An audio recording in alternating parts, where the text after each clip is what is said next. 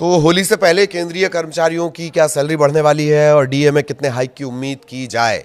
वेतन के साथ साथ पेंशन भी बढ़कर आएगा। केंद्रीय कर्मचारियों के लिए बड़ी खुशखबरी आ गई और होली से पहले खाते में मोटा पैसा आएगा। डीए पर ये एक बड़ा अपडेट आ रहा है, वो आपको बताएं। 20,000 से 1 लाख तक की सैलरी वालों की कितनी इसके बाद सैलरी बढ़ जाएगी, उदाहरण के जरिए मोटा मोटी एक पूरा कैलकुलेशन समझाने की कोशिश करेंगे। इसका फॉर्मूला क्या होता है, बहुत अंदर नहीं जाएंगे फॉर्मूले पे, पर इसका फॉर्मूला क्या होता है, कितने बेसिक पे वाले कर्मचारियों की सैलरी कितनी बढ़ेगी, ये सारे कैलकुलेशन फौरी तौर पर मोटा मोटी समझेंगे। नमस्कार, आपके साथ में ललित प्रजापति। केंद्रीय कर्मचारियों और पेंशनर्स को जल्द बड़ी खुशखबरी मिल सकती है। लेबर ब्यूरो की तरफ से दिसंबर 2025 का AICPI IW, ध्यान से सुनिए, AICPI IW क्या होता है? ये होता है सर्व वस्तु उपभोक्ता मूल्य सूचकांक।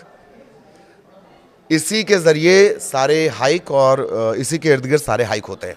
तो इसका डेटा जारी होने के बाद अनुमान लगाया जा रहा है कि महंगाई भत्ता और महंगाई भत्ता राहत, एक होता है DA जो कर्मचारियों को मिलता है, एक होता है DR डियरनेस रिलीफ, ये मिलता है पेंशनर्स को। तो DA और DR माना यह जा रहा है कि 2-2% ये बढ़ाया जा सकता है। अब वास्तव में कितना बढ़ेगा ये तो सरकार की घोषणा के बाद ही साफ होगा। कहा यह जा रहा है कि सरकार अगले महीने यानी मार्च 2026 में ये ऐलान कर सकती है। अब यहां ये जान लीजिए कि 7वें वेतन आयोग 7th पे कमीशन का समय 31 दिसंबर 2025 को खत्म हो गया, पर 8वें वेतन आयोग की सिफारिश होने, उसके लागू होने तब तक बहुत टाइम लग जाएगा। तब तक महंगाई से राहत कैसे मिलेगी? तब तक जो राहत मिलेगी वो 7th पे कमीशन के हिसाब से मिलेगी। इसी के हिसाब से डीए का कैलकुलेशन होता रहेगा। आपको बता दें कि सरकारी कर्मचारियों के बजट पर महंगाई का असर ना हो, इसे एडजस्ट करने के लिए महंगाई भत्ता टाइम टू टाइम सरकार बढ़ाती है। केंद्र सरकार साल में 2 बार जनवरी और जुलाई में डीए बढ़ाती है। इसका कैलकुलेशन बेसिक पे के हिसाब से किया जाता है। ऐसे में डीए बढ़ने पर कर्मचारियों की सैलरी बढ़ जाती है और डीआर बढ़ने पर पेंशनर्स की कुल पेंशन बढ़ जाती है। DA/DR का जो कैलकुलेशन है वो AICPI IW के 12 महीने के औसत के आधार पर किया जाता है। 12 महीने का औसत। अभी क्या आया है? अभी दिसंबर का आया है, तो पूरे 12 महीने का एक एवरेज निकाला जाएगा। ये होता क्या है? AICPI IW यानी all India consumer price index. Industrial workers एक मासिक इंडेक्स होता है जो इंडस्ट्रियल लेबर द्वारा एक तय बास्केट में शामिल वस्तुओं और सेवाओं के खुदरा दाम में समय के साथ होने वाले बदलाव को मापता है। लेबर ब्यूरो हर महीने AICPI IW का आंकड़ा जारी करता रहता है। यही जो डेटा है लाखों मजदूरों, अच्छा जब मैं मजदूरों बोल रहा हूं तो इसको कर्मचारी समझिए, लाखों मजदूरों और कर्मचारियों के वेतन और डीए को तय करने के लिए इस्तेमाल किया जाता है। अब 2% महंगाई भत्ते की चर्चा हो क्यों रही है? क्योंकि दिसंबर 2025 के लिए ये जो आंकड़ा आया AICPI IW, इसका आंकड़ा है 148.2। इससे 12 महीने का एवरेज जो निकाला जाएगा, अगर इसी आंकड़े का जो 12 महीने सूचकांक का जो 12 महीने का एवरेज निकलेगा वो होता है 145.54। अब कैलकुलेशन के मुताबिक डीए बनता है 60.33%। 60.33% बनता है, इसे राउंड फिगर में 60% माना जाए। अब मौजूदा डीए चूंकि 58% है, ऐसे में 60 - 58 यानी 2% आता है। यही बढ़ोतरी हो सकती है, ये बताया जा रहा है। कहा जा रहा है कि सरकार मार्च में इस बात का ऐलान कर सकती है। कहा यह भी जा रहा है कि होली से पहले ही डीए बढ़ाने का ऐलान हो सकता है। आपको बता दें कि केंद्र सरकार ने जून 2025 के AICPI IW आंकड़े के आधार पर डीए में 3% की बढ़ोतरी की थी। तब वो बढ़कर डीए जो था वो 55 से बढ़कर 58 हो गया था। सरकार ने ये बढ़ोतरी अक्टूबर 2025 में नोटिफाई की थी। जनवरी 2026 के लिए कैसे निकाला जाएगा भाई डीए, बढ़ा हुआ डीए? पहले दिसंबर 2025 के डीए का कैलकुलेशन समझ लीजिए। डीए का कैलकुलेशन इस फॉर्मूले से होता है, DA = 12 महीने का AICPI का जो एवरेज है, सूचकांक का जो एवरेज है, ठीक है, इसके साथ 2001 का बेस उसमें इस्तेमाल होता है, ठीक, माइनस 261.42। इसको बटा करेंगे, गुणा करेंगे 261.42 गुणित 100, ठीक। ये बेस ईयर का फंडा है। पहले 2016 बेस ईयर के इंडेक्स को 2001 बेस ईयर में बदलना होगा। इसके लिए फैक्टर 2.88 का लगाया जाता है। 2.88 का ये फैक्टर 2016 वाले नए बेस को 2001 वाले पुराने बेस के बराबर करने के लिए निकाला गया है। ये थोड़ी जटिल चीज है, बहुत ज्यादा समझने की जरूरत नहीं, लेकिन जानकारी होनी चाहिए। अब जनवरी के लिए डीए परसेंट जब निकाला जाएगा तो फॉर्मूले के आधार पर यह आएगा 60.33%। राउंड फिगर में माना जा रहा है कि 60% इसको माना जाएगा।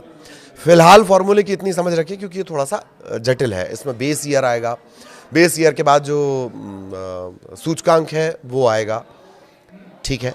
फिर 288.88 ये भी आएगा। आगे आपको उदाहरण भी बताएंगे। लेकिन क्या मार्च में डबल तोहफा मिल सकता है? ये एक बड़ा सवाल है। पहले इसका जवाब, प्रधानमंत्री नरेंद्र मोदी की अध्यक्षता वाली केंद्रीय कैबिनेट मार्च 2026 की शुरुआत में इस फैसले को मंजूरी दे सकती है। चूंकि ये बढ़ोतरी 1 जनवरी 2026 से लागू मानी जाएगी, इसलिए कर्मचारियों को सिर्फ बढ़ी हुई सैलरी नहीं मिलेगी बल्कि पिछले महीनों का पूरा एरियर मिलेगा। तो इसका मतलब ये है कि अगर मार्च में घोषणा होती है तो होली के आसपास आने वाली सैलरी में फरवरी महीने का बढ़ा हुआ वेतन और जनवरी का जो बकाया एरियर है वो जुड़कर आ सकता है। त्योहार के मौके पर एक मुश्त राशि मिलना किसी तोहफे से कम नहीं है। पेंशन भोगियों के लिए भी ये उतनी बड़ी राहत की खबर होगी क्योंकि उनकी महंगाई भत्ता कर्मचारियों का होगा, महंगाई राहत किसकी होगी? पेंशनर्स की होगी। उनमें भी इसी अनुपात में बढ़ोतरी होगी। मौजूदा बढ़ोतरी 7वें वेतन आयोग की सिफारिशों के तहत की जाएगी। अब तक 8वें वेतन आयोग के गठन या लागू होने को लेकर सरकार की तरफ से जो टाइम पे अपडेट दिए जाते हैं, औपचारिक हरी झंडी हालांकि इसे मिली नहीं है। तो ये डीए बढ़ोतरी 31 दिसंबर 2025 को 7वें वेतन आयोग के औपचारिक समापन के बाद पहली समीक्षा होगी। अब एक मोटा मोटी आपको उदाहरण बता देते हैं। सैलरी स्लैब से आप समझ सकते हैं 20,000 से 1 लाख तक की सैलरी वालों की कितनी सैलरी बढ़ेगी। मौजूदा समय में 58%, 2% का इजाफा तो बढ़कर कितना हो जाएगा? 60%। इसमें केंद्रीय कर्मचारियों की सैलरी भी बढ़ जाएगी। मौजूदा डीए 58 और अब 60%। डीए पर अलग अलग बेसिक सैलरी के हिसाब से एक मोटा मोटी बढ़ोतरी कैसी होगी इसे कैलकुलेशन से समझा जा सकता है। जिनकी बेसिक सैलरी है 20,000, 58% डीए पर इनका वेतन 31,600 और 60% वेतन पर इनका पहुंच जाएगा 32,000। तो मासिक बढ़ोतरी कितनी होती? 400 रुपये। बेसिक सैलरी अगर 30,000 है, 58% के हिसाब से 47,400, 60% के हिसाब से 48,000, मासिक बढ़ोतरी 600 रुपये। जिनकी सैलरी 40,000 के स्लैब में है, 58% के हिसाब से 63,200, 60% के हिसाब से 64,000, महीने की बढ़ोतरी 800 रुपये। बेसिक सैलरी 50,000, 58% के हिसाब से 79,000, 60% के हिसाब से 80,000, मासिक बढ़ोतरी 1,000 रुपये की। बेसिक सैलरी 60,000 के स्लैब में, 58% के हिसाब से 94,800, 60% के हिसाब से 96,000, 1,200 रुपये की बढ़ोतरी। 70,000 के हिसाब से देखा जाए, 58% 1,10,600, 60% 1,12,000, महीने की बढ़ोतरी 1,400 रुपये। और जिनकी बेसिक सैलरी 80,000, 58 के हिसाब से 1,26,400, 60% के हिसाब से 1,28,000 ये पहुंचेगी। तो 1,1600 की मोटा मोटी इसमें बढ़ोतरी होगी। इसी तरीके से भी आगे के स्लैब है उसको आप 58 के हिसाब से और 60 के हिसाब से कैलकुलेट कर सकते हैं। बट मोटा मोटी ये जो बढ़ोतरी है ये हम आपको एक बता रहे हैं कि ये 2% अगर इजाफा होता है तब होगी। ये ऐलान के बाद ही क्लियर होगा। कुल मिलाकर देखा जाए तो केंद्रीय कर्मचारियों की जो सैलरी है सालाना 4,800 रुपये से 24,000 तक की इसमें बढ़ोतरी होगी अलग अलग स्लैब के हिसाब से। हालांकि 1 लाख से जो बेसिक 1 लाख से ज़्यादा बेसिक जो कर्मचारी सैलरी पाते हैं उसकी और ज़्यादा बढ़ेगी, उसका कैलकुलेशन हमने आपको नहीं बताया। लेकिन डीए में कितनी बढ़ोतरी होगी इसे लेकर अभी केवल कयास और अनुमान ही लगाए जा रहे हैं। वास्तविक बढ़ोतरी सरकार की जो घोषणा है उसके बाद ही पता चल पाएगी। तो अभी ये बिल्कुल क्लियर नहीं होगा। आगे इससे जुड़ा अपडेट जो भी रहेगा वो आप तक पहुंचाएंगे। नमस्कार।